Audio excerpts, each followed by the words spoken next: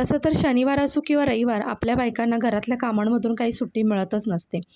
घरातल्या कामांचा सपाटा हा कधी संपतच नसतो. एक चालू केलं काम की दुसरं तयार असतं. दुसरं करायला घेतलं की तिसरं नजरेला दिसतंच. म्हणजे ठरवलं तरी पण सुट्टी काही घेता येत नाही. म्हणून काय झालं, आपण कधी आराम करायचाच नाही का? तर नाही, असं नाही आहे. आपण सुद्धा आराम करायचाच आहे. पण हा आराम आपल्याला मिळवण्यासाठी सुद्धा ना आदल्या दिवशी खूप सारं काम करावं लागतं. नमस्कार, मी रुपाली तुमचं पुन्हा एकदा खूप खूप स्वागत करते आजच्या एका नवीन व्लॉगमध्ये. आय होप तुम्ही सगळे मस्त असाल. तर आज आहे शनिवार आणि मी मनाशी ठरवलं की उद्या रविवारी मी थोडाफार का असेना पण आराम करणार आहे. त्यासाठी मी शनिवारचीच ना खूप सारी कामं इथे काढलेली आहेत आणि ती कामं मी आज कंप्लीट करणार आहे. फ्रीज साफ करायला घेतलेला आहे. इव्हनिंगचा टाईम आहे आणि माझं जेवण वगैरे आवरलेलं आहे, म्हणून मी फ्रीज साफ करायला वगैरे घेतलं आहे. फ्रीज साफ करत असताना सगळ्या भाज्या वगैरे काढून घेतल्या आणि फ्रीजमधले जे ऑर्गनायझर आहेत, व्हेजिटेबल ऑर्गनायझर, ते क्लीन करायला घेतलेले आहेत. हा जो व्हेजिटेबल ट्रे आहे आपल्या फ्रीजमध्ये सगळ्यांच्याच असतो, तर हा बरेच दिवस झाला होता, तुटला होता. तर म्हटलं चला आज फायनली याला जुगाड करून थोडंसं चिपकवून घेऊया. तर हॉट ग्लू घरी होता, तर त्याच्यानेच मस्त असं चिपकवून घेतलेलं आहे. तर ह्याला मी आधीसुद्धा एकदा चिपकवला होता. बरेच महिने हा चाललासुद्धा आणि त्यानंतर आता हा निघालेला आहे. कारण कसं मुलं वगैरे सुद्धा हा ट्रे हाताळत असतात बऱ्याचदा, त्याच्यामुळे ते पटकन ओढलं गेल्यामुळे ते निघालं होतं. तर पुन्हा एकदा हॉट ग्लूने मी याला स्टिक करून घेतलेलं आहे. आणि आपल्या बायकांच्या आयुष्यातनं असे छोटे मोठे जुगाड घरामध्ये चालतच असतात. आणि असं नाही की आपण नवीन गोष्ट आणू शकत नाही, पण असं वाटतं की जोपर्यंत ही गोष्ट चालते ना तोपर्यंत तिला चालवूनच घ्यावी. आणि असा विचार ना प्रत्येक घरातली बाई करत असेल आणि मी सुद्धा करत असते. त्याच्यामुळे मी पटकन जुगाड करून हा ट्रे जो आहे तो स्टिक करून घेतलेला आहे. आणि उद्या आहे रविवार आणि मी ठरवलं की मनाशी की खूप सारा आराम करायचा आणि त्यासाठी ना आज जेवढी शक्य होतील तेवढी ना उद्याची कामं आज आवरून घ्यायची आहेत. म्हणजे मी माझ्या कामांच्या यादीनुसार ना मी उद्या फ्रीज क्लीन करणार होती, पण मी ठरवलं की आजच आपण ह्याला करून घेऊया, कारण वेळसुद्धा होता. तर मी लगेचच क्लीन करायला घेतलेला आहे आणि खूप सारा पसारा निघाला होता फ्रीजमधून. जसं की जे व्हेजिटेबल ऑर्गनायझर आहेत माझ्याकडे, जे मी मिशोवरनं ऑर्डर केले होते आणि त्याचा मला खरंच खूप फायदा होतो. पण ते खूप दिवस झाले होते क्लीन नव्हते केले. मग बघू शकता इथे किती पसारा पडला होता. तर आता सगळं क्लीन करून घेतलेले आहेत. ते रॅकसुद्धा क्लीन केलेले आहेत. सगळं फ्रीज क्लीन झालेलं आहे. फक्त आता हे बॉक्स सुकले की पुन्हा मग भाज्या व्यवस्थित अरेंज करून ठेवीन. त्यानंतर इथे कपडे वगैरे सुकले होते, तर ते मी उद्या न काढता लगेचच आता काढून घेतले आणि उद्यासाठी लागणारा जो मशीनचा लोड आहे तो मी आत्ताच लावून घेतला. तर मशीनचा लोड होतो आहे तोपर्यंत इतर म्हटलं कामं जी आहेत आपली ती करून घ्यावी.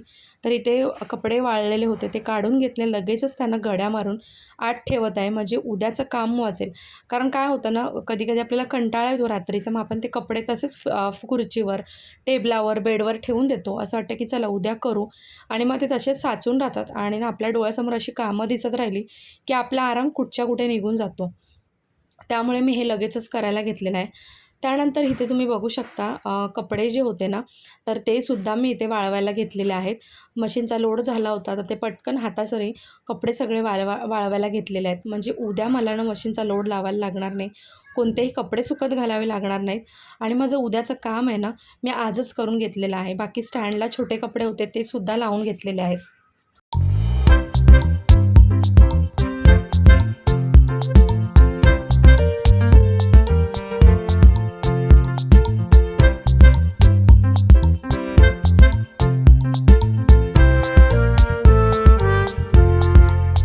त्यानंतर मी आलेली आहे किचनमध्ये आणि किचनमध्ये जे कडधान्य वगैरे आहेत तर ते भिजवून घेते, कारण उद्या संडे झाला की परत आठवडा चालू झाला आपल्या. मंडेपासून आपल्या रुटीनला सुरुवात होते आणि कडधान्य वगैरे मी जनरली ना एकत्रच भिजत घालत असते. म्हणजे मला आठवड्याभरात 2-3 कडधान्य तरी लागतात, मग त्यानुसारच मी भिजत घालत असते.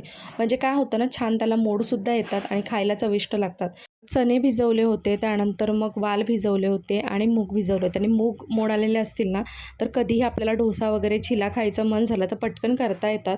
त्यामुळे या गोष्टी मी करून घेतल्या, म्हणजे उद्याचं माझं काम वाचलं. म्हणजे काय होईल, मी जर आज विसरली तर मग उद्या मी ते भिजत घालायला जाईन आणि मग पुन्हा परवा ना आयत्या दिवशी मला जर वाल वगैरे करायचे झाले तर पुन्हा ते सोलायचं काम वगैरे. तर उद्या कसं आहे ना, थोडंफार आपला आराम झाल्यानंतर मोकळ्या वेळेमध्ये टी व्ही बघता बघता वाल वगैरे सोलले जातील, या हिशोबाने मग मी आजच घातले ते ते भिजत.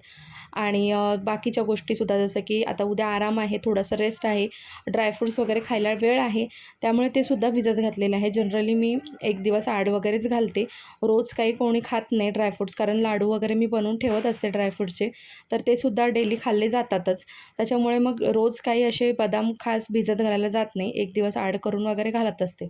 तर इथे मग गॅस शेगडी वगैरे बंद केली आणि मग मी आता गेलेली आहे झोपायला. दुसऱ्या दिवशी थोडंसं लेट उठणं झालं आणि खूप सारा आराम केला. जेवण वगैरे आपल्या नेहमीच्या गोष्टी रुटीनमध्ये असतात त्या तर होतच असतात, पण सगळ्या गोष्टी हळूहळू होतात स्लोली. बरीचशी कामं काल झाली होती, त्यामुळे थोडासा आराम होता. त्यानंतर मग हे दुपारी जो ब्लॉग आहे तो मी कंटिन्यू केलेला आहे. आणि ना आज खूप एक छान गोष्ट तुमच्याशी मी शेअर करणार आहे आणि खूप दिवसापासून ही गोष्ट माझ्या मनात होती. तुम्ही अगदी बोलू शकता की माझ्या मनातलं एक स्वप्न जे होतं मी पाहिलं होतं, तर ते आज पूर्ण झालेलं आहे. आणि प्रत्येक बाईचं ना हे स्वप्न असतंच की आपलं किचन सुंदर छान दिसावं, आणि माझंही होतं.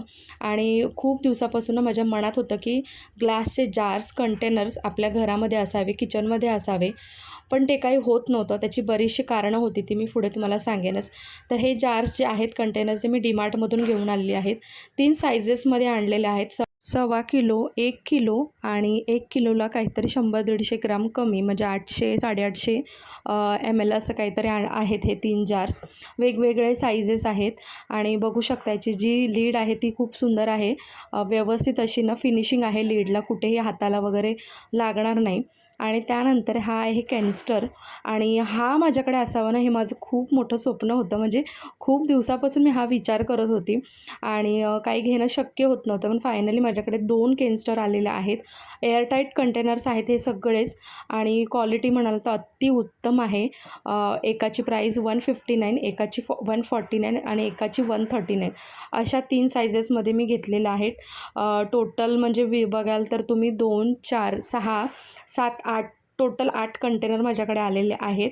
आणि हे आता मी वॉश करून घेणार आहे. गेल्या वर्षी मी मिशोवरून काही जार्स ऑर्डर केले होते, तुमच्यासोबत शेअरही केलं होतं, आणि खूप स्वस्तात पडले होते ते मला. 12चा सेट होता काहीतरी, टोटल 12 मी मागवले होते आणि खूप छानही होते ते तसे. पण काय होतं ना, काही काही गोष्टी आपल्याला सुरुवातीला चांगल्या वाटतात, पण जसं जसं आपण त्याचा वापर करतो, यूज करतो, तेव्हा आपल्याला त्याच्यामधले ड्रॉबॅक्स जे आहेत ते कळायला लागतात. तर तसंच त्या कंटेनरबरोबर झाले. सुरुवातीला ते कंटेनर्स खूप छान होते, त्याचे लिड्स वगैरे टाईट होत्या आणि चांगले होते, पण हळूहळू मला ना लक्षात आलं की त्याचे जे कंटेनरचे जे लीड्स आहेत, म्हणजे झाकणं जी आहेत, तर ती हळूहळू लूज व्हायला लागली होती. आणि काय व्हायचं, जेव्हा पण मी किचनच्या ओट्यावर, म्हणजे किचन ओट्याच्या वरती जी फळी वगैरे त्याच्यावर ते कंटेनर्स जेव्हा काढायला घ्यायची, तर ते कंटेनर्स कधी माझ्या हातातून पडले जायचे, सांडले जायचं. कारण काय व्हायचं, त्याची लीडला पकडून जर मी कंटेनर काढला तर लीड हातात आणि कंटेनर खाली, आणि सगळं साहित्य जे त्यातलं असायचं ते सांडलं जायचं. आणि त्याची क्वालिटी पण ना इतकी काही खास वाटत नव्हती. मग त्याच्यामध्ये ना इतक्या वर्षात कधीच माझ्या किचनमध्ये मी ह्याच्यामध्ये डीमार्टमधून आणलेली डाळ खराब झाली नव्हती. पण फर्स्ट टाईम असं झालं ना की त्या कंटेनरमध्ये मी डाळ स्टोअर केली होती आणि माझ्या डाळीला टोके पडले होते. तर असं कधीच झालं नव्हतं, 12 वर्षामध्ये पहिल्यांदा असं झालं होतं. त्यामुळे मला असं वाटलं की हे कंटेनर्स आपण बदलले पाहिजेत. सो फायनली मी हे डिसिजन घेतलं. आणि खूप वर्षापासून माझं स्वप्न होतं की काचेचे कंटेनर्स, लीड्स आपण किचनमध्ये वापरावे, पण ते फुटतील या भीतीने, किंवा मग ते थोडेसे महाग आहेत, किंवा आपल्याकडे असे छान कॅबिनेट नाही आहेत बनवायला, या सगळ्या गोष्टींमुळे मी ते घेत नव्हती.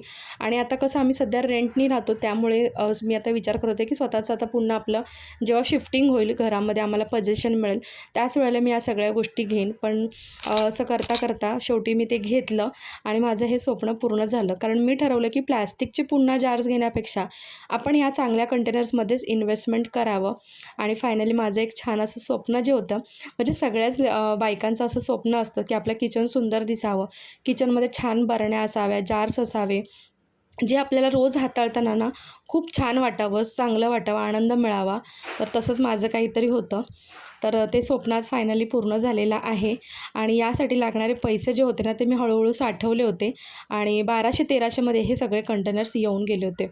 तर मी डीमार्टमध्ये दुसऱ्यांदा जाऊन हे कंटेनर्स घेऊन आले होते, कारण आधी जेव्हा मी ग्रोसरी घ्यायला गेलेली ना, तेव्हा हे मला आणणं शक्य नव्हतं, कारण फुटतील वगैरे या भीतीने. तर इथे बघा छान असे ना कडधान्य भिजले होते. वाल मी आता सोलून घेणार आहे. मुगाला छान मोड आले होते आणि चण्याला मोड आले नव्हते, म्हणून पुन्हा मी तसेच ठेवले. त्यानंतर इथे सकाळी ना मी उडदाची डाळ भिजत घातली होती, तर तीसुद्धा वाटून घेतली. त्यामध्ये अर्धा कांदा चिरून टाकला, म्हणजे डाळ जी आहे ना ती छान फर्मेंट होईल सकाळपर्यंत.